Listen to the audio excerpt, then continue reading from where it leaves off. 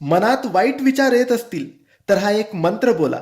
मित्रांनो, तुमच्याही मनात सतत काही ना काही विचार येत असतात. तुम्ही सारखे विचार करत असतात, जास्त विचार करत असाल की माझे काय होईल, याचे काय होईल, उद्या काय होईल, हे झाल्यानंतर ते काय होईल, आणि सतत वाईट विचार, काहीतरी करून घेऊ, काहीतरी होईल.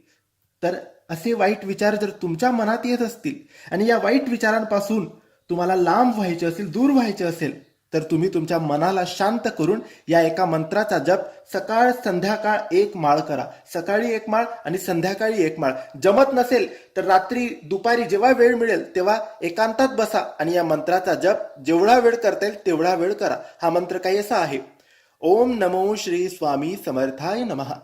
ओम नमो श्री स्वामी समर्थाय नमः.